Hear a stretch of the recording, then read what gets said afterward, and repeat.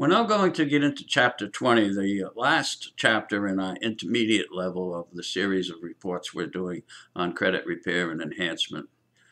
I really hope you've enjoyed it so far and you've learned a lot, I know, but I'm sure you've been paying attention to make it to Chapter 20. And I think this is an appropriate time to review the 11 basic rights that creditors have and get into a brief discussion on each one of these rights. After that, we're going to go into the FICO credit scoring system and take a deeper dive into the components of it and get into some really interesting things on a more advanced level. So let's get started. Let's review the 11 basic rights that creditors have.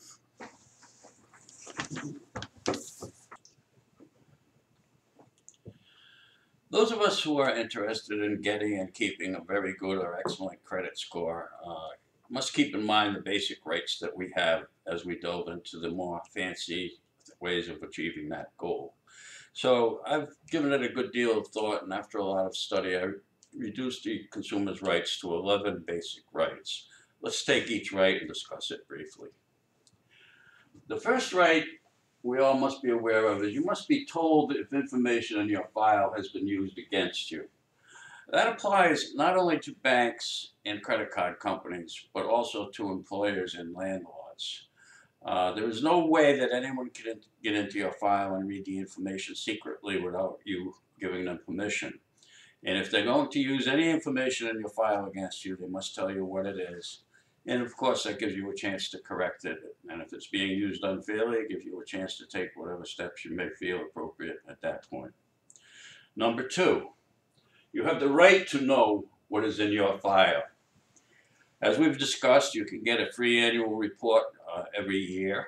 You can get a report or a summary of a report. These are not complete, but they're better than nothing at Credit Karma and CreditSesame.com for free with no strings attached. And there are also some other ways you can get free copies of your reports. If you've been refused for credit, if you have been refused for a job and it's been used against you, if you're on welfare, if you've been out of work for a period of time, you are entitled to a free report on that basis as well. Other than that, you have to pay a small fee to get your reports from each credit agency. Number three, you have the right to ask for a credit score.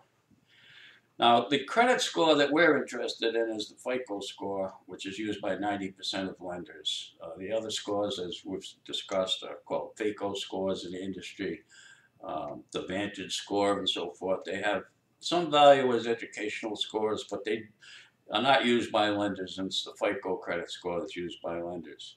In order to get the FICO score, the actual FICO score, now there are variations in various businesses, as we've discussed, and we'll discuss further in the advanced portion of the series. But you can get your basic FICO score from myfico.com, but you must pay for it, a small fee.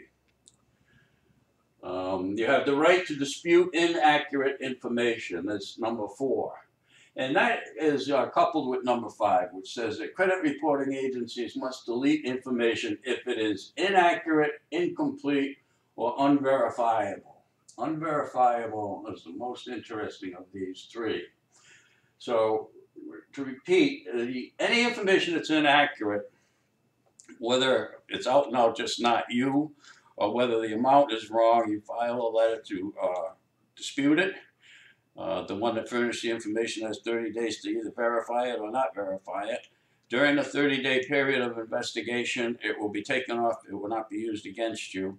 If it's verified, then you'll be notified. And if it's not verified, it will be deleted. Deleted means taken off the report as if it never existed, not marked paid. Now, our process of verification is the process by which they must show evidence. Evidence is not just a computer printout from a file that doesn't say exactly the nature of the service. The evidence should be clear and convincing evidence. It should be evidence beyond just a statement that you owe it.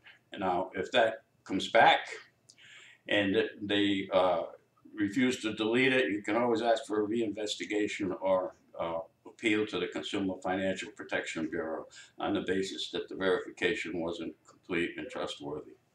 So if the information is inaccurate, incomplete, or unverifiable, then it must be deleted, expunged, removed completely as if it never existed. There must be no outdated or negative information. In most cases, that's 7 years from the date of first delinquency, at which point it is purged from your credit report. Bankruptcies are 10 years. Tax liens are 10 years also, for the most part. Unpaid tax liens can stay on even longer. So it's up to you to police that. They're supposed to do it without being told on their own, but that's why I guarantee being proactive and will help you make sure that there's no mistakes about that. Because a lot of times debt collectors purchase debts and they don't know the date of first delinquency, and the date goes down at which the debt collector purchased the debt. It could stay on there for extra years over that. It's up to you to look into it and make sure it comes off 7 years from the first date of first delinquency. Access to your file is limited. No one can get your file without your permission. There are certain things, just to skip to number 9 for a moment, where pre-screened offers you may get, they do not get to look right into your file and see the actual information in your file, but they can look to see what your score is. Now, access to your file is limited. If someone gets into your file without your permission, then you have a legal case against them. And employers need your consent. Your employer cannot just check your credit report without you signing a document stating that they can. Now, the other thing, getting back to pre-screened offers generate an inquiry. And when you get your credit report, you'll see this inquiry. But as we've discussed, it's a soft inquiry. A soft inquiry does not have a negative effect on your credit score. A soft inquiry on pre-screened offers has no effect whatsoever. But you can limit it. You can just file a document stating you don't want pre-screened offers, and you won't get them. It has no effect on your score one way or the other. If you find they're a nuisance, just clogging up your mailbox and you have no interest in them, and go ahead and opt out if you'd like.